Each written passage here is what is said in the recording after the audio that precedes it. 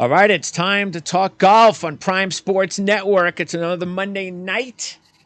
The third major is in the rear view, Jared. Another major. Season is slipping away. Yep, only one more to go. The playoffs, and then you got the Ryder Cup this year, so we do have that. But I'll be so buried in football I won't I even be able know, to watch the Ryder Cup. I know that's what sucks. It does suck.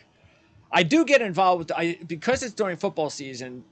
I will get involved on Sunday, even though it's a Sunday. But I will get involved because I don't really care about the other stuff because it's all I just like the head-to-head Sunday. Oh, It's yeah, for awesome. it all. Yeah. But yeah, Saturday's the day. Saturday's the day I'll be able to watch a little bit. Sunday I won't. I won't see anything, unfortunately. yeah. So anyway, we still have the Open Championship coming up next month, and a completely different timetable, meaning that I think we'll have a much better chance on Friday to actually do a recap because we'll be able to do a show like around 2:00 if we wanted to, 3:00 in the afternoon, and it'll be over. So that'll make things Yeah. easy to go into the weekend. The scoring should be pretty high or pretty low, depending on which way you look at it. Speaking of scoring, what a crazy 4 days. They had the outlandish setup and scoring on Thursday. Everything tightened up for the next 3 days, but it was too late at that point. It just wasn't a U.S. Open. Let's just put it that way. I'm sorry. It just wasn't. It wasn't a U.S. Open golf course. It was to me, it was just a regular, I could have looked at that and that would have been like this week's event. That's to me what that was. It wasn't, all things. Hey, kudos to Wyndham Clark. We know he's an up and comer. Now he's a comer. Now he's he's not even, he's it. He's arrived, and great for him. But the fact is that we talked over the weekend about it as well.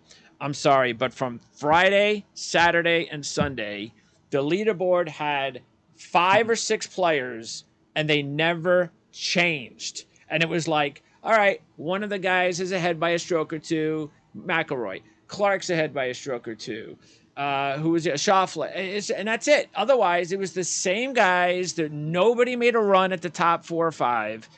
It was the most boring, close major I think I've ever seen. It was just, I wasn't into it. Yeah. Yeah, I mean, it's not one that we'll remember.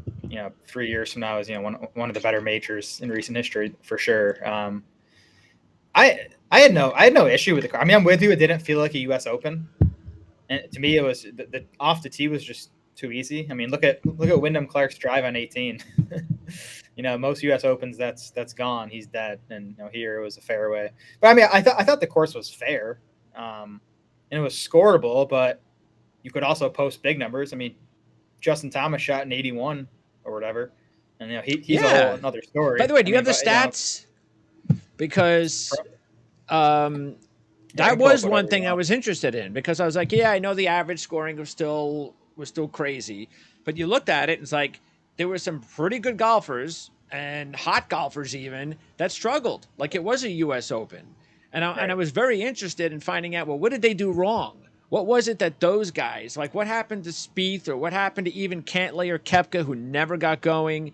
What was it that they could have, Jason Day, Justin Rose, all those guys that were total potential contenders, Adam Scott we talked to, there were a lot of guys that we thought, especially major pedigree, and they just were never in it like it was a U.S. Open to them. So I don't know if you found out anything in the stats that said, the reason they didn't succeed was because of. Well, Justin Thomas did nothing well. I mean, I think he said after that was like the worst he's played in a long, long time. And he's sort of been trending in that direction. Jordan Spieth lost strokes on approach. I'm trying to see what. I mean, Brooks was just okay. He didn't play poorly, right? I mean, he finished T17. He was just never in the mix. What was his biggest issue? Did he have one? Brooks? Yeah. He actually gained in all 4 categories. He just didn't gain much. Wow. Yeah. Okay. So Wyndham Clark. So looking at Wyndham Clark, he was like 7th in putting. He was about 7th and around the green. Wyndham Clark lost strokes on approach for the week, which is crazy. To win any tournament, losing strokes on approach and to win. But Wyndham Clark was second in off the tee, strokes gained off the tee. It was Rory 1, Wyndham Clark 2. Those guys came 1-2. So like most U.S. Opens, off the tee mattered a lot here. I think it just mattered in a different way. It wasn't so much tight fairways. It was more just who can bomb it farthest, who can set themselves up with good angles. So again, it won't go down as my favorite U.S. Open, but I didn't dislike it. I'm with you. It wasn't the most exciting event ever, but that's golf, right? I mean, look, it could have been worse. It could have been a runaway. Yep. Someone could have had a 5-stroke lead on the weekend and never got close. I agree. All right. So I've been talking. I said it last week in our preview that I didn't, and it's not that I think he played as bad as he has in his last couple of Sundays, but I mentioned there's something wrong with Rory on Sundays. And what did he specifically not do on Sunday that, I mean, do you think he's dealing, is it a pressure thing? I don't know. I mean, I don't want to speculate. I mean, it's tough to speculate about that. I'll tell you what he didn't do. I thought he played way too conservatively. Okay. All right. I mean, he made one birdie all day, right? I think he made one birdie all day on Sunday. It's amazing. It's like most of the guys on Sunday, all the guys are at the top. It's like they were all like even par, one under, one over. It's like they didn't do anything. Yep. So I mean, you gotta pick your spots in these majors, but I didn't think Rory was aggressive enough. I mean, he also didn't make any putts, which is the same thing that happened at St. Andrews last summer, right? I mean, Cam Smith made everything that day, and Rory didn't make. True. But I mean, the putts Rory missed are 20, 30, 40 footers. Like he wasn't giving himself 10-foot looks for a birdie. He was missing these 20 or 30 footers, and you can't expect to make those. So that was wildly disappointing from Rory. I mean, you really couldn't have asked for a better chance because he's right there. I mean, Wyndham Clark, and all the credit to Wyndham Clark, he played awesome, but he did not run away and hide with that thing. He gave Rory every chance to come back and win that, at least send it into a playoff, and Rory just didn't do it. Yeah, and just talk about disappointing. But I mean, Ricky. Yeah. I mean, Ricky's final round. I'm just scrolling down here.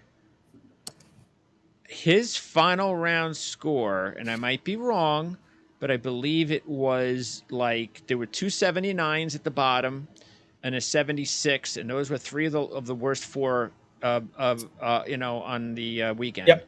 He was fourth worst. 75. There were a bunch of 75s, but he was, I believe, fourth worst. Yep. That's terrible. I see too here. It's terrible. And look, I'm not looking at it as,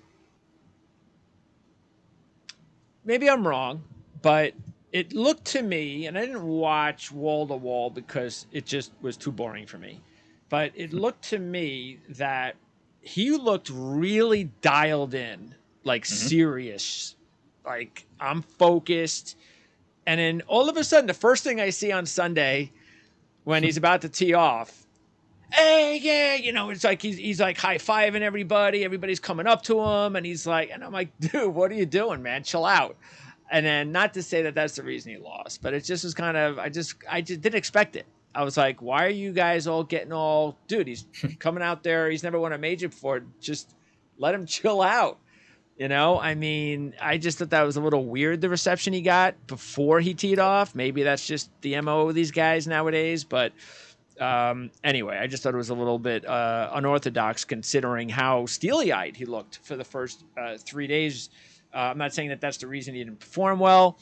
But look, remember we talked about this, I believe, a week or two ago, that the thing that Ricky has yet to do is, in this stretch, is put himself in position on Sunday on that first leaderboard, and he needed to do that, and now he has. Now I think that the next time he's in that position, I think he might be able to close the deal.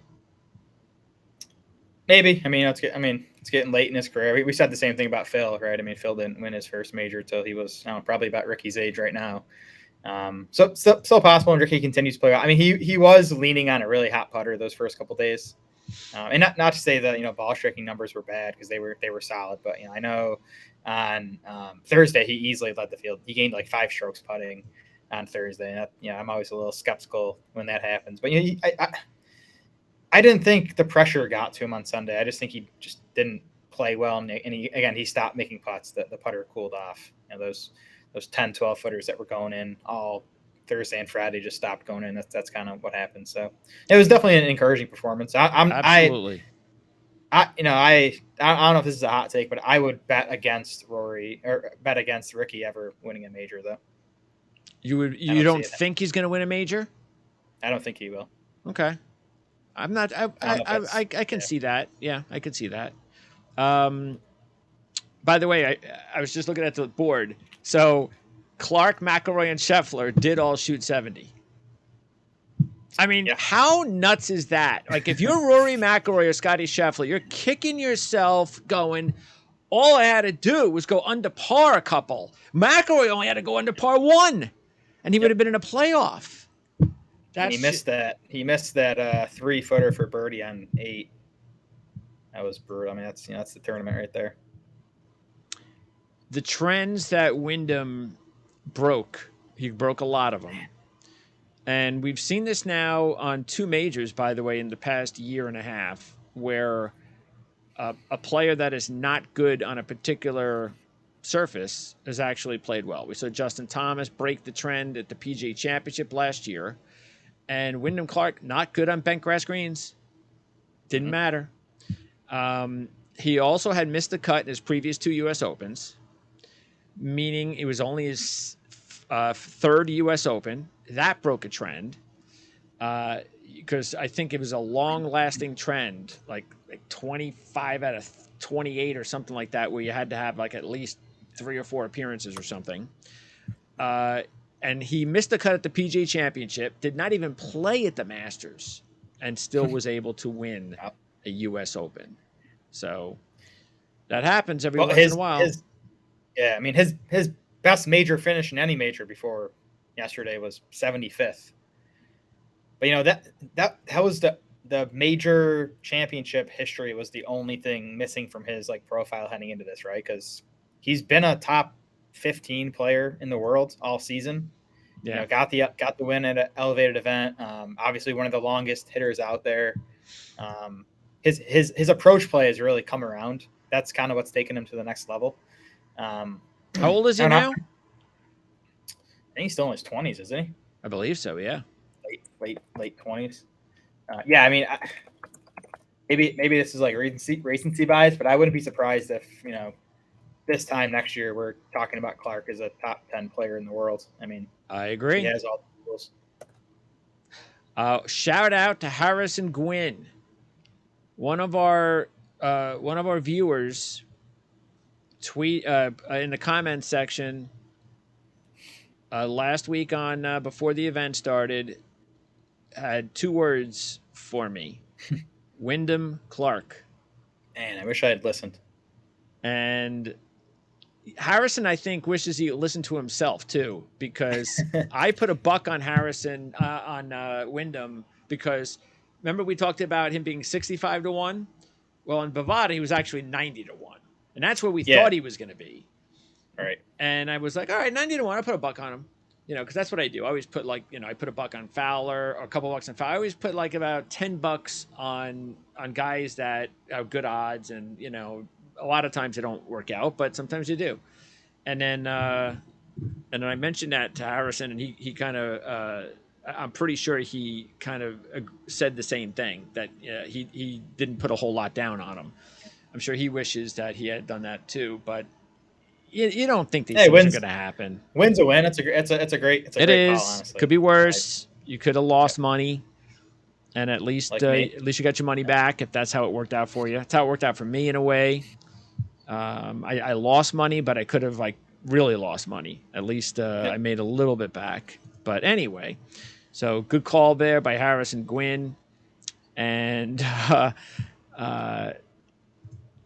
about guys though like Max Homa, I mean, you talk about bad major records. If there was ever going to be a major where Max was going to be able to, Mm-hmm. especially at this one, it wasn't like the winning score was 1 under. I mean, it was doable. Yeah. And Now now I you got to will. think that there's something going on upstairs. Yeah, maybe. I will say, and again, the more I looked into this course, leading up to it and the few days before of it, the less I liked Max here. Just because, I mean, again, I I assumed these greens were POA back when we were talking about this tournament, months ago, and they weren't. And I'm just looking at the course. I don't think it was a great fit for Homa's game. Now, still disappointing for sure, and you know of course, we're talking about Wyndham Clark winning when he never had any major success, and I know Homa's Yeah. been around a bit longer, but I mean, I wouldn't be surprised if Homa has that type of breakthrough. I mean, to me, the most disappointing player of the week was Xander Schauffele, though. I mean, Another that's a top guy where 10 for Schauffele in the U.S. super Open. super disappointing top 10, though. Right? I mean, he's had some encouraging top 10s. That was not an encouraging top 10. Yeah, considering how it worked out, it was there for the taking for him. For sure. And he wasn't able to get it done. But good segue because I'm picking him this week in the one and dones. Oh, nice. I was Okay. thinking about picking him in the picks, and I was like, it's 12-1 in our picks. It's kind of low. I don't want to mortgage half of my money on it, so I'm just going to stick with the one and dones. I think he's a good one and done candidate. We've seen what 3 or 4 players in the last 8 months defend their championships on the PGA Tour. Yep. So it's like it's happening, and I could see Xander doing that this week. We'll get into our picks overall, of course, but what do you think about who are you looking at right now for one and dones as we talk about this week's event? The Travelers, by the way, they're going to be flying from the West Coast to the East Coast. Yeah. So there's going to be a little bit of a jaunt. And I don't know if that's going to might affect the guys that played on Sunday deep into the end of the round. It's possible, but Travelers is much different golf course. Yeah. Yeah, it's funny. I think we talked about this going from Augusta to RBC Heritage. You really couldn't, think of two more different golf courses. Pretty similar here, right? I mean, LACC long, pretty wide open. TPC River Highlands, where the Travelers is the second shortest course on tour. It's like 6,800 yards. So yeah, I obviously like Xander, defending champ, still playing well. You look at the numbers from last week; they're still really strong. I like Victor Hovland and Colin Morikawa. We'll talk about them because they're For one and two of dones. my bets this week for one and done. Yep. So yeah, again, this is an elevated event. Yep. Massive prize pool, so you don't want to be going too far down the board. I think like Hideki, Russell Henley, like that range is kind of as low as I would go here. But again, we're getting to the point of the season where you probably don't have too many choices if you've been doing this right, because you should have used a lot of these big guns by this point. Yeah, that's why Schauffele, if you have them, it's a really good week to use them. Yep. And just taking a look here, if you haven't taken them, I know you took them and almost won with them 2 weeks ago, and I'm feeling strong again. How can you not with Tommy Fleetwood, the way he's going? So if you haven't taken Fleetwood yet, I think he's a candidate as well, especially on these types of golf courses. So yes, I agree. Yep. He's somebody to look out for a one and done. And if you're looking at sleeper guys, let's say that you've really used up a lot of them. You only got a couple of stars left. You still have a few events you want to hold them for, and for whatever reason, just doesn't look like it's a good match this week for whatever, just if that's the way you feel. Let's see. I'll throw out a couple of sleepers, and why not throw out Ricky as a sleeper? Again, I don't look at it because I looked at the last 2 winners of the Travelers coming after the U.S. Open. Both played well with the U.S. Open going into the Travelers. So I don't think maybe, so that's a good thing for Ricky. Let's keep that in mind, is that he's still playing great golf. And then I think another guy to keep an eye on is Russell Henley. Yeah. And I'm not sure if I did pick him. He's in my final. I'm not sure. I didn't even remember if he made my list, but I'll look at it. But I like him this week because he quietly, Henley, has 7 top 20s in his last 8. He was 4th at the Masters. He was 14th last week. He has 3 top 20s here out of 5, 4 top 35s out of 5, an 11th and a 6th. So I think Henley and Fowler might be a couple of decent sleepers. What about you? Any other sleepers? Yes, I like Henley. And you mentioned the success he's had recently, and he's doing it with awesome approach play, especially his last 2 events. 6.4 strokes gained on approach at Memorial, 7.1 last week at the U.S. Open. He has good history here. He's good on short golf courses. We can look at one of my key stats coming up here, but it's courses under 7,200 yards. So just looking at who's best on short courses. Russell Henley 4th on that list. So I like that call. One other sleeper I would consider is Siwoo Kim. He continues to play well. He's good on Pete Dye courses. He's a Pete Dye guy. This is another Pete Dye course. And he has winning upside, right? I mean, we've seen him win 3 or 4 times in the last few years. So again, another guy if you're way behind and you want to go down the board a little bit, which I don't think I'd recommend generally, just because again it's such a big prize pool. Yeah. But if you were looking to go in that direction, I do think Henley and Siwoo make sense. All right. So yeah, and by the way, as far as are there any top players that you think are not good fits that you would wait if you have like 5 guys left on the board, good, as your top guys? Are there any of the top guys that you would say, yeah, you know what, this isn't a good week for him? I'd hold him off. So I mean, Rahm has finished 64th, 25th, and 37th here. Now, the first 2 were in 2015 and 2016, but he was only 37th here in 2020, so he doesn't have a good course history.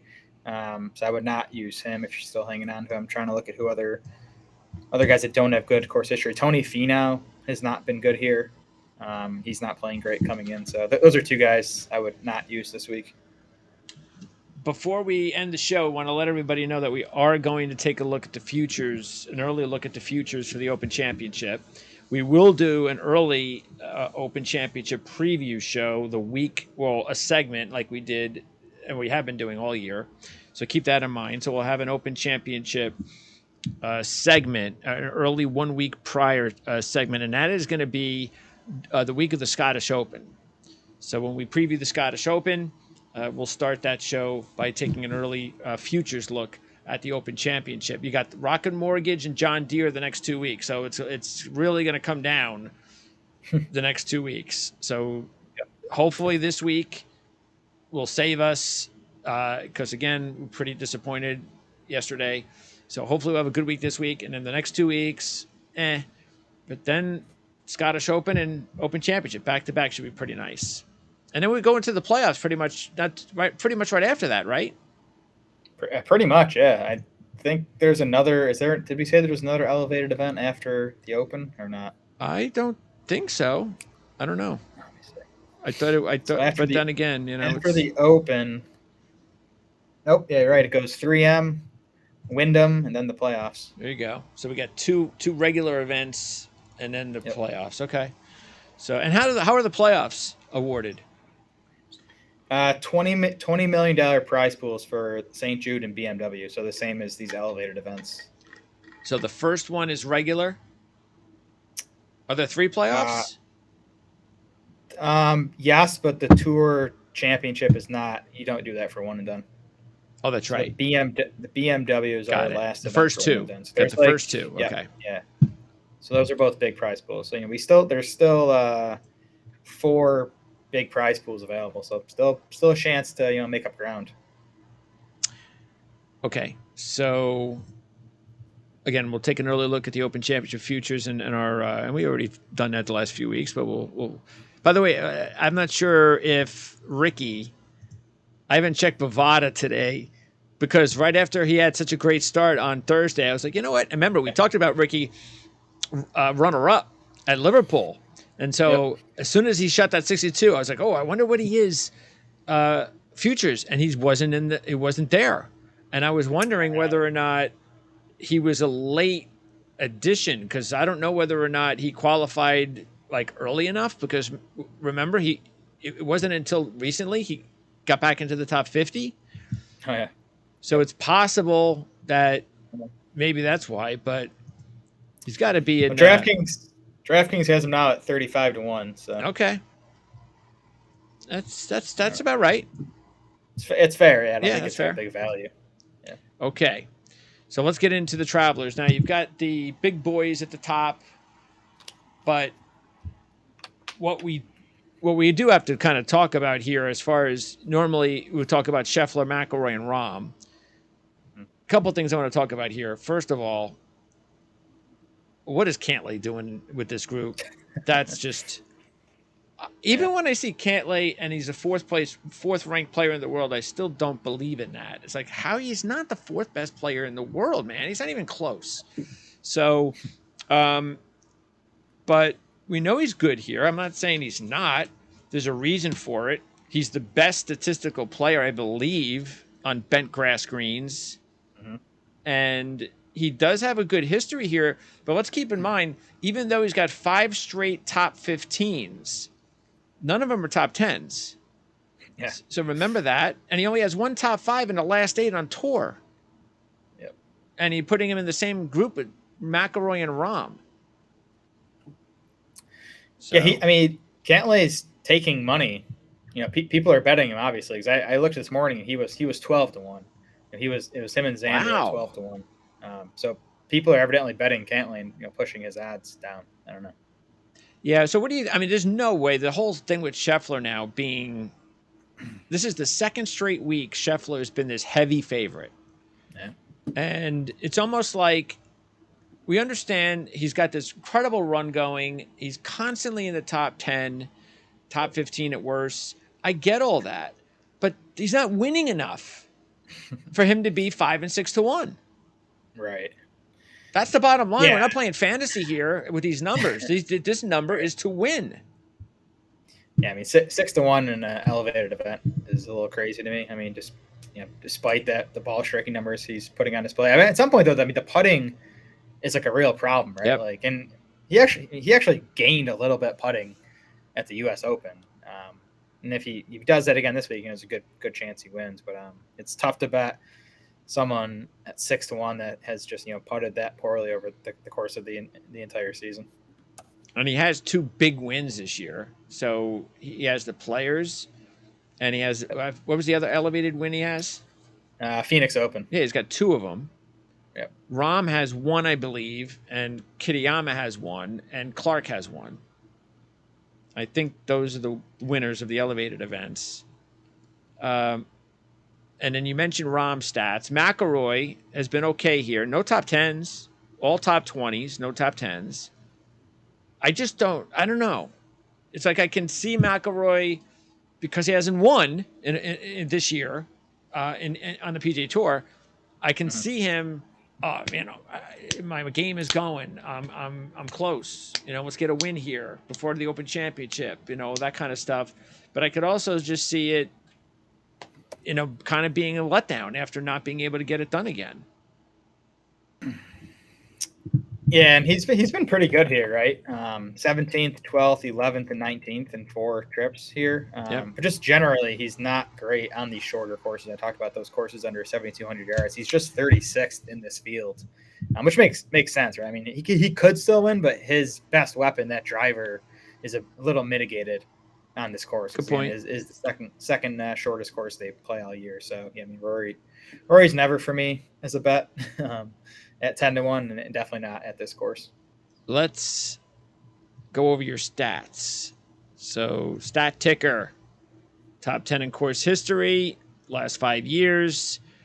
You see the names there. Top 10 on courses under 7,200 yards over the last 2 years. You can see our boy Patrick Cantlay leading the list there.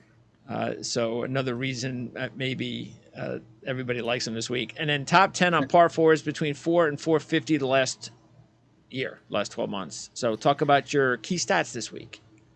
Yeah, Cantlay in the top 10 on all these lists. So, maybe those people betting him are on to something. But he definitely could win. It's actually funny. In my total model for the week, Xander comes in 1, Cantlay comes in 2. And it's rare for me to run these models and not have Rahm and Scheffler at 1-2. So it does have Xander and Cantlay as the top 2 guys in the field. Course history obviously simple enough. Those short courses, the par 4s between 400 and 450, 8 holes on this course fall in that range.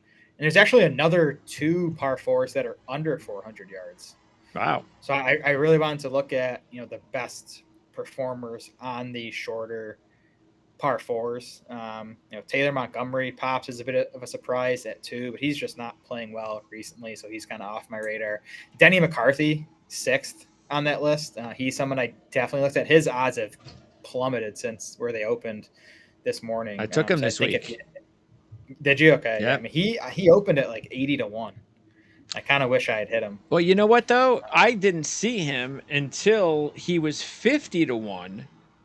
But now, before we went on the air, or an hour before when I was finalizing the picks, he was 60-1. He's 65-1 now. That's fine. I think that's fine. That's weird how that fluctuated. Yeah, it's fine. I just wish I had hit him this morning, but I think 65 is fair. He played okay last week at the U.S. Open after having that close call at Memorial, and again he hasn't played well at this course, but no, the numbers say this should be a good fit for him. So I would not be surprised if he's just a better player now than he was. Yes, back in 19 and 21. And by the way, I was also regarding some of the other trends that I was looking at. One of the ones that I realized is that you don't have to actually have a lot of prior solid experience here.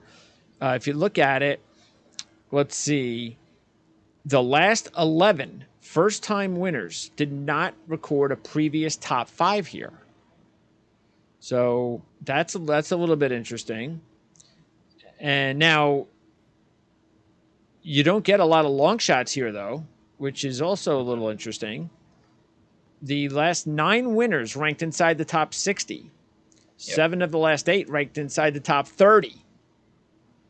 And the average world ranking of the last 8, 18th.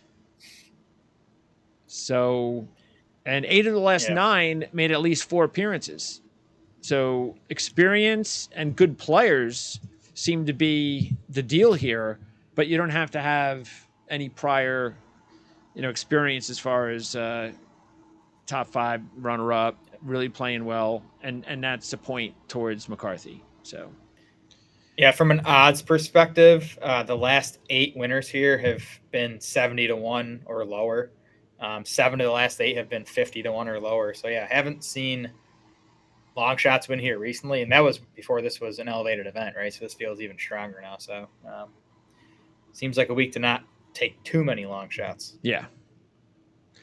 All right, so let's go back to the picks. Matter of fact, as we do that, I'm going to switch over from the stats to our picks ticker, so you can see our picks. And by the way, for only the second time going back to a duplicate pick. We did it earlier this year once with Shane Lowry at the Honda. I think that's when it was. What did he finish top 10 in that one? Yeah. What's that? Probably. I'm sure he lost strokes putting like he's been doing all year, but yeah, I definitely bet him at the Honda. So, yeah. But I'll give you an opportunity to guess who that could be. Okay, so let's go through the list. And again, Schauffele's 12-1.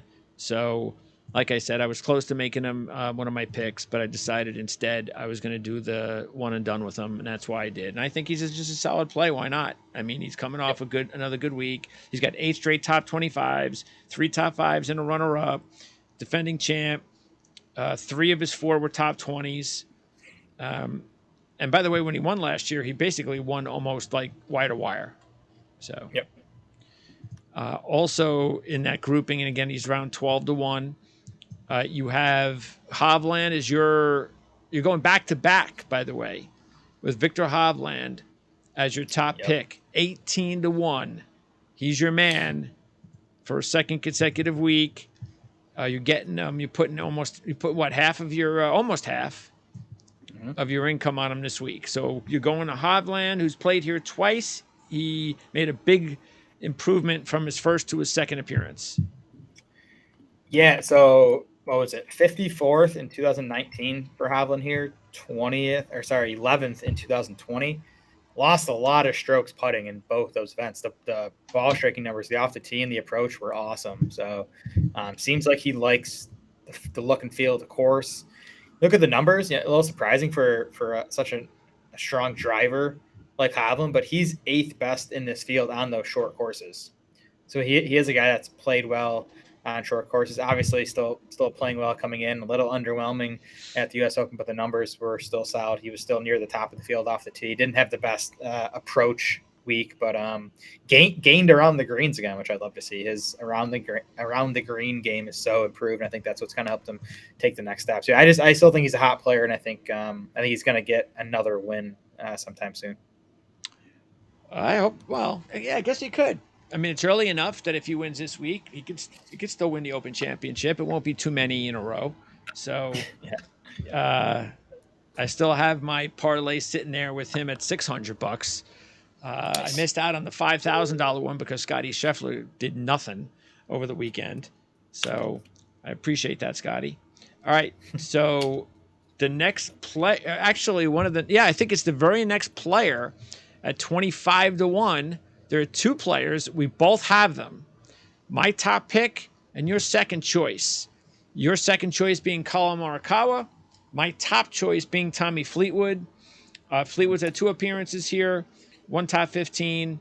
Again, he's on a really excellent run. 6 top 20s in his last 9, 4 top 5s and a runner-up.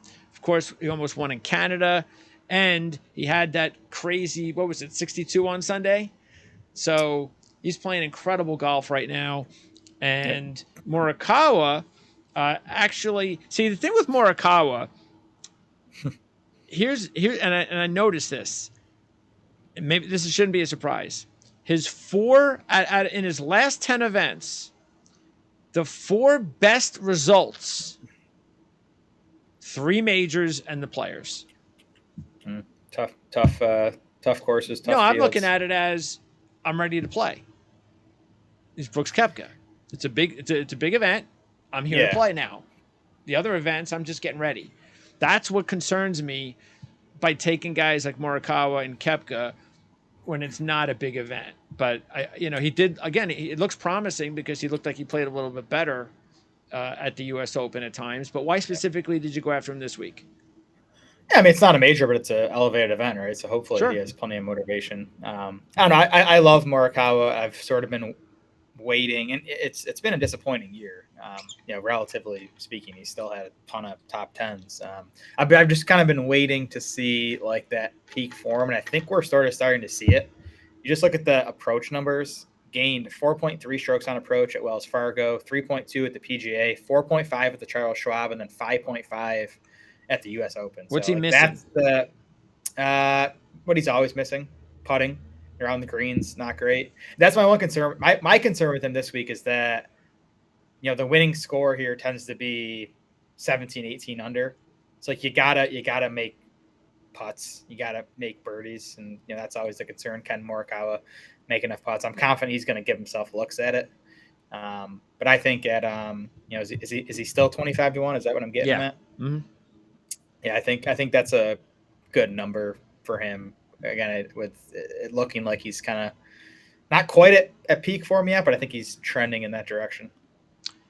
All right, and then you have players between 30 and 35-1, and only one pick there between us, and that's Fowler. So I'm going to go ahead and play Fowler. And again, this is I played him recently. I didn't play him last week, but I've been playing him. And I'm just looking at it as he's still playing well. That's what I'm looking at it as. Now, maybe he'll have a letdown. It's very possible. But if he doesn't have a letdown, if he uses this as a springboard, this is great. I feel great. Then I think you're getting a bargain at 35-1 in this situation. So I like him. And Henley I did not take, but I almost did. So I'll put money on Henley.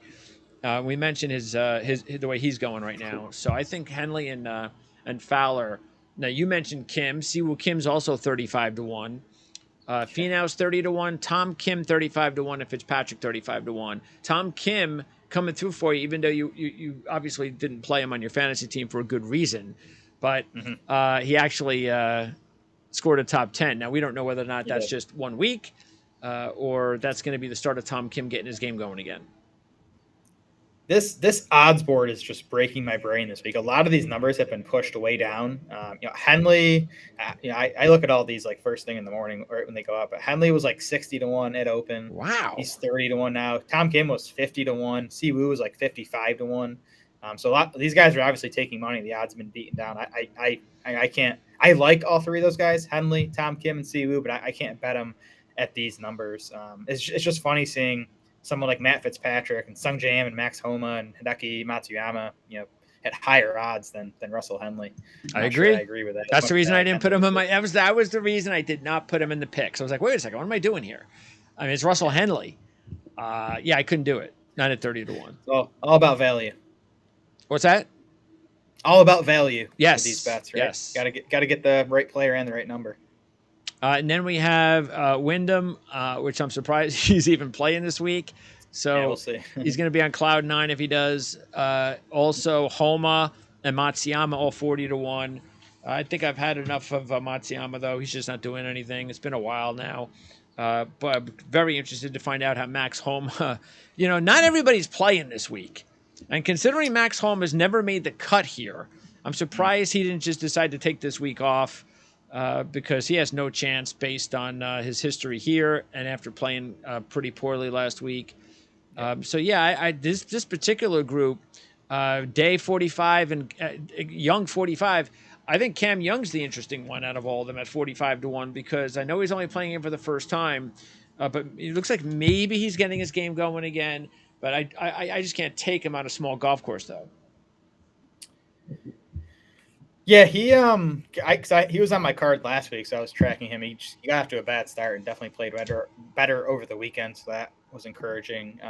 Hideki made my card. I know he was 55-1 when I sent you my picks this afternoon. He's now down to 40, so I think he's still fine at 40 though. The results have just been okay, like a bunch of 16th, 29th, 23rd. But man, you talk about hot iron play. His last 4, even better than Morikawa, plus 5.1 strokes at Byron Nelson, plus 4.1 at the PGA, plus 2.2 at Memorial, plus 8.6 at the U.S. Open. He must have been near the top of the leaderboard in strokes gained approach. I can pull it up right now at the U.S. Open last week. Let's see. He was, Hideki led the U.S. Open in strokes gained approach, which I love to see. So I think he's closer than the finishes would suggest. He's had a couple of really bad putting performances, which is always possible. He can have those good putting leaks kind of out of nowhere when that happens. You see, there's and I'm not saying you're wrong, but I'm because I'm there with you with both Matsuyama and Morikawa. The problem with both of those guys at this point is they're frustrating. And I'm hearing what you're saying, but it's like, come on, guys. I mean, what are you waiting for?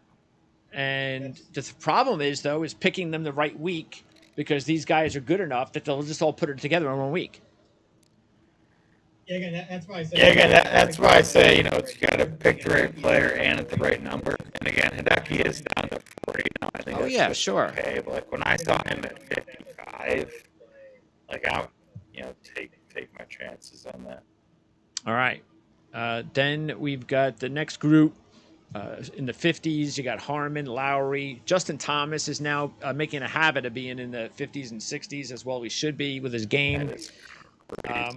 Harris English, Connors also in this group. Now, I did take Harris English again. So I just figured why not? He now has 3 top 15s in his last 5. 3rd at Wells Fargo, 8th last week. Played good again at the U.S. Open for the 3rd time in 4 years. The surface is a good surface for him, and he won here just a couple years ago, and he was 19th last year. So I think, I think it's another good week where I would expect him to be in contention. Yeah, I mean, it was all putting last week for English. Yeah, I mean, it was all putting last week for English player type to Denny McCarthy. Like, They can get those super out putters. they can get those super out putters, and if they can have even average ball striking weeks, they can win. Brian Harmon, So, by the way, I just can't touch Harmon, even though. But the problem is he hasn't won in so long. But if you're gonna take Harmon, this is the week you're gonna take him, because he has 4 top 10s and 1 top 5 the last 5 years here. So First in that course. Great list that we flashed on the screen He's also a few minutes ago. He's also good on short courses in general. He's good on Pete Dye courses. You're paying for the You're paying Yeah. for the course. And what about Minwoo Lee? Because we haven't really taken him a whole lot, but now all of a sudden he's back to playing good again. 5th on Sunday, 18th at the PGA Championship. He was 6th at the Players a few months back. Again, which we mentioned, Jordan Spieth, the only player in the last 10 years to win in his first appearance here. So I'm not sure I'm expecting that, but maybe one of us will pick him up on our fantasy teams before the season's over. Who knows? But he's got to get in contention. That's also what's kind of next. You could say, well, he was 5th at the U, but he was never in contention. I want to see Minwoo Lee in contention for a win. That's what I want to see. He was in the mix a little bit at the Players, wasn't he? I don't know. He was in the mix a little bit. Agree. Yes, Players, you're right. wasn't he? Yeah. He's someone I even might keep him in mind.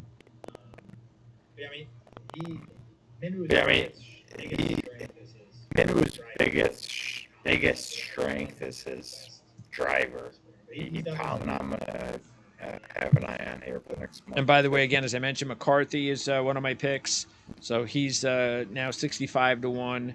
7 top 30s in his last 9. 2 top 10s. The runner-up at Memorial, which was a disappointing runner-up. 20th on Sunday at the U.S. Open. Thigala, the runner-up, and we all remember, of course, the big finish last year with Thigala and Schauffele. There was a lot of drama there with Thigala trying to win his first PGA Tour event. So we'll see what he does, but he's another player that is just so hard to figure out. What is he, 25th in the world, and yet he's just kind of, you don't know what to expect from him. And then also in this group, you got Eckroat's up to 75-1, and Scott is also 75-1.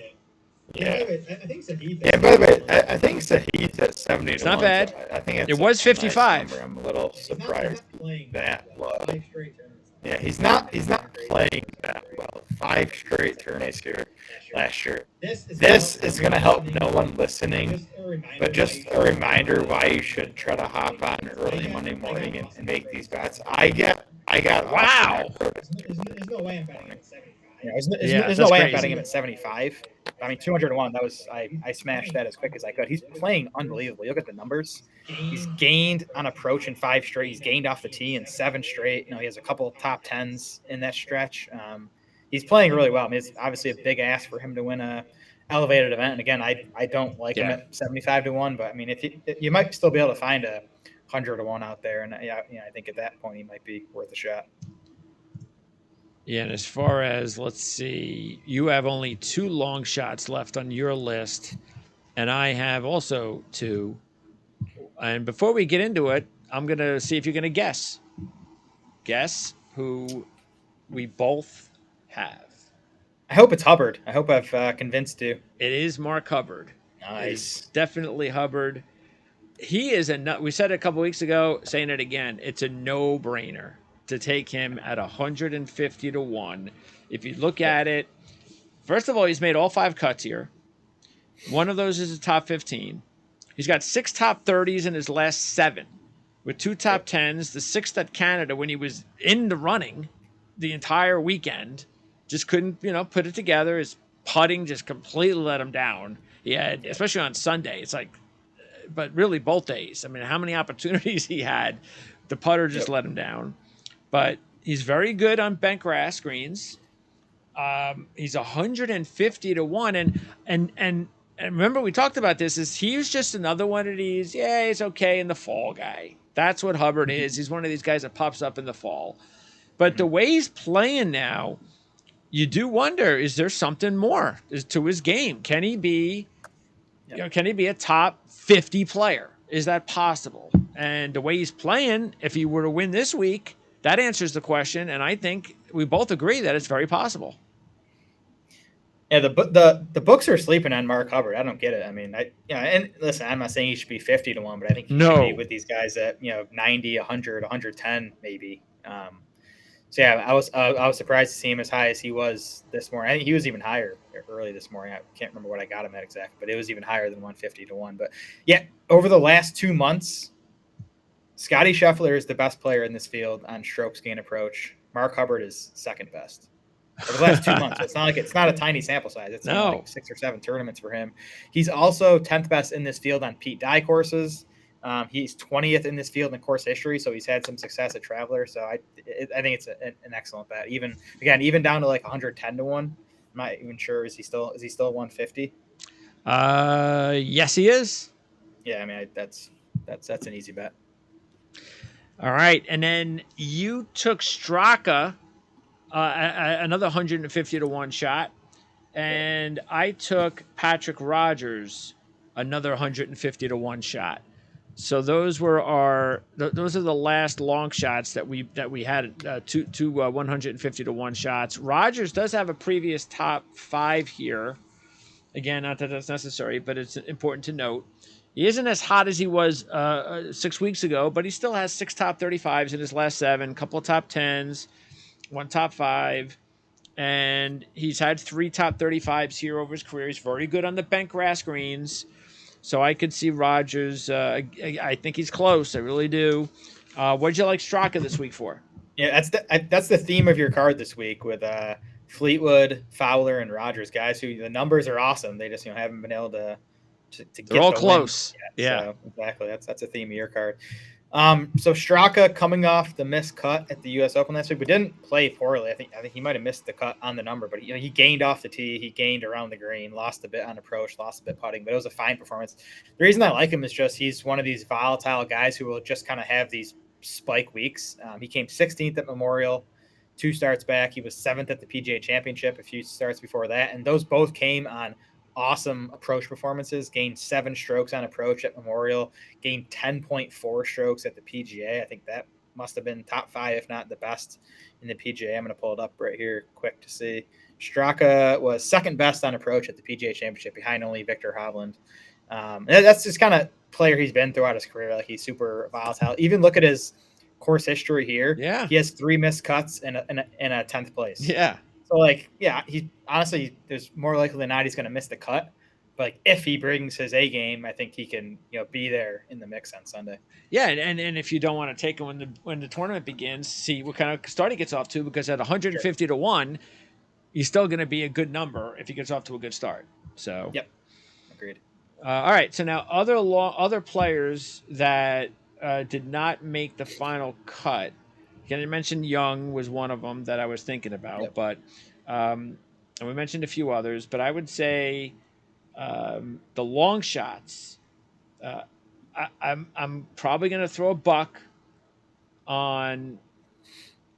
I tell you the truth, I'm probably going to throw a buck on both of these guys as long as they play reasonably well until maybe they win, and that's Cole and Suh.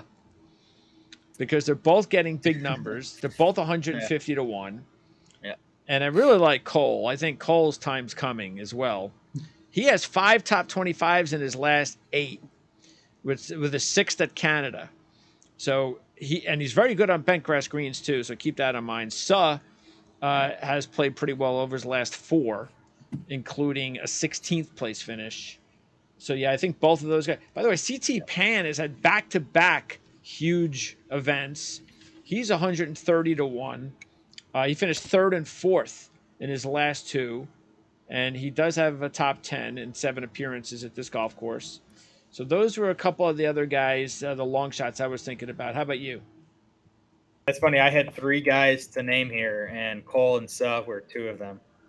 Yes, So I definitely of like course. both those. But now both those guys have been doing it how I don't want my bets to be doing it. They've been doing it with putting and short game, so that's a little scary. But for I don't mind that when you're betting long shots. Like I don't want to take a guy at 20-1 that's been riding a hot putter, but if it's 151, I'm fine with it.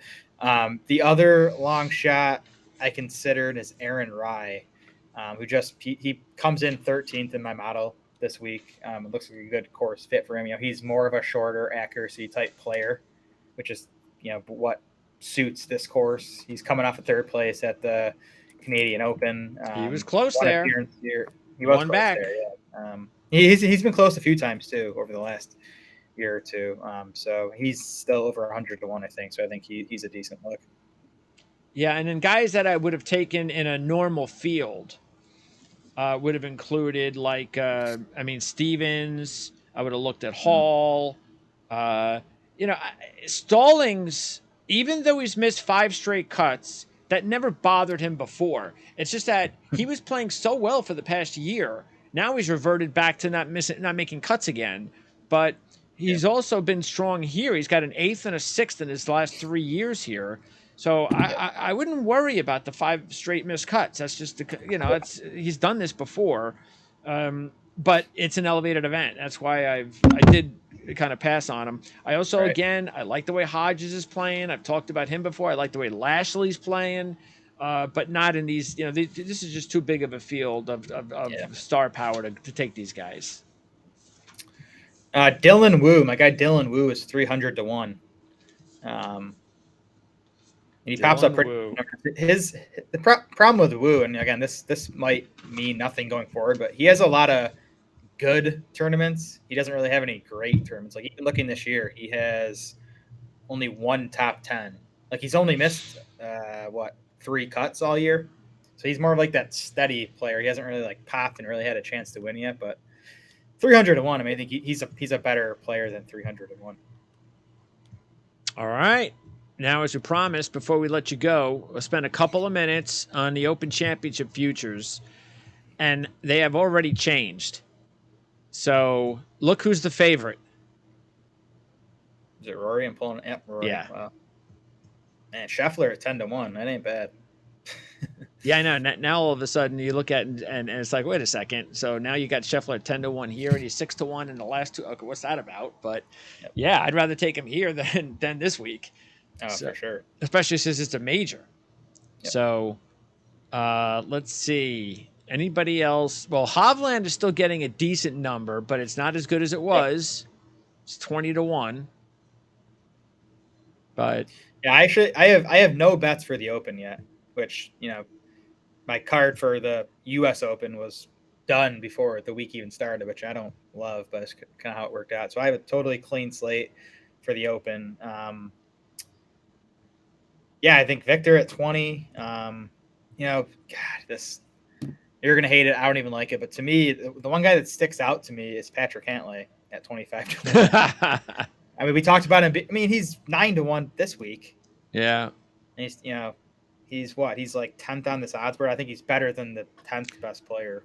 I'm not sure what kind of I don't think he has a very good. I was looking. He came 8th last year at St. Andrews, which was his best performance. But and it is an easier event, so this might be the best major for him. Yep. Yeah. I mean, I'm not gonna bet it now, but he's just the one, at least under 30-1 that kind of sticks out as someone. Well, yeah, he should, right? Just like you said, he's 10-1 this week. Yeah. Yeah. Like I would put Cantlay at 20-1 for the Open, so I think there's a little value at 25. Yeah, I don't see value here, but I'm definitely going to take Hatton and Fleetwood. They're both 28-1, and this is definitely Hatton's best chance for a major is going to be the Open Championship. Yeah. He just doesn't fit yet with any of the others, so this is always until he starts showing it. Hatton 2 majors in a row now. He's just got off to a horrible start on Thursday. Then he's battled back and kind of never had a chance to win it, but he's got himself back into the top 20, I think, in both. So yeah, he's got to figure out that Thursday issue. I mean, I would definitely right now, if I had to choose, I'd choose Fleetwood over Hatton because at least Fleetwood has proven to have a better major record than Hatton. Yeah, I'm not dying to bet either of those guys at 28-1, to be honest. Yeah, that's the only thing. I liked them before at 35-1, and I might still be able to get that at Bovada. I think week of, unless one of those guys wins in the next 3 weeks. I agree. I think you can get better odds than that. Yeah. That's what I'm saying. No way at 28-1. Me too. How's Hideki done at the Open? Oh, not very good. 40. Overall is yeah. Yeah, he has not been good at the Open though, especially recently. Miscut, 68th his last 3. And let's see who else. Bryson had another solid showing. Yeah, he's 50. A major. He's 50. Yeah, that's not bad. I'm not sure when the next live event is. Do you know if it's this week or not? Probably not, but it's not this week. I know they play at Valderrama coming up. I think that's their next one. I don't know when it is though. See, Rose has gone down now to 40. And I don't know what happened to him. He was playing so well, and then he laid an egg. Let's see, Scott's 65-1 still. I don't think he's a bad long shot, but I don't think those odds are going to change much. They could if he plays well. There's Min Woo at 65 here. I mean, that doesn't feel great. Sergio at 100-1. Those odds won't change unless he wins a Live Tour event between now and then. But keep in mind, as we also said, runner-up at Liverpool the last time they played there at the Open Championship. So that's something to consider. I think Tagala has the game for Opens. I'm trying to see. It's not a bad idea. He last year was his first Open. He came 34th, but he is 100-1 right now. I think he's probably my favorite long shot. Mito is 150. I'm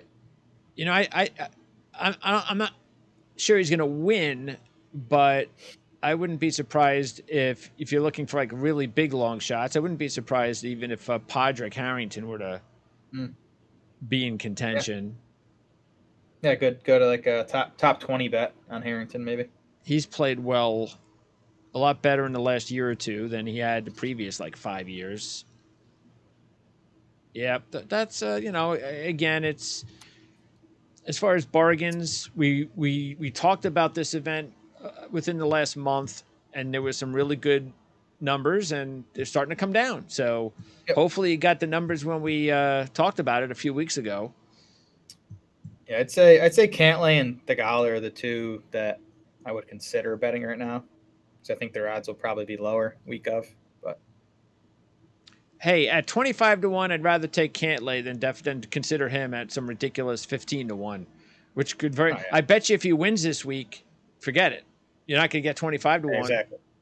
No, he'll be 14-1, I bet. Yeah, so you might want to take a chance on Cantlay if you're thinking about him right now. I agree with you on that one. All right. If he gets off to a good start this week, I might end up hitting that 25. That's not a bad idea. Yeah, just looking at it, let's see. Fleetwood was 4th last year in the Open Championship, runner-up in 2019. Adam Scott was 5th at Liverpool when they played there. And, of course, Rory, now that he's playing well and he won at Liverpool, as we mentioned a month ago, he was going to get action, and now he's getting the action. And it's back to being the favorite, even though he has not won on the PGA Tour this year. That's crazy. He's favored over guys like John Rahm and Scotty Scheffler. Yeah, that's crazy. It's just, no, sorry. All right. So next week, it's the Rocket Mortgage. Be a fun one. So that's another Blitzkrieg. That's a birdie fest. In the 20s? Yes, I believe so. And then the John Deere. That'll be boring as hell, probably. but that's okay. Can't have them, exciting every week. Any week of golf is good. The bets pay Something's the gonna same. happen. They pay. It's real money. Yeah. So. And sometimes those events, you get the long shots. The better, the fields are more wide open. Exactly. I agree. All right. And then once the Scottish Open comes, we're going to have back-to-back weeks of watching golf when we wake up in the morning. So I like those 2 weeks. I know you're talking about the late nights with the LA time zone, but I prefer the ones where you get up first thing in the morning and you've already got the DVR set and you've got 2 hours of golf to catch up to. I was gonna say that's my only thing. I wake up on Thursday for the Open, and one of my bets is already +4. Yeah, no, right. Mood for the day. It's over, but that's okay because the other guys haven't teed off yet. You could always go back to the drawing board. Exactly. You're all right.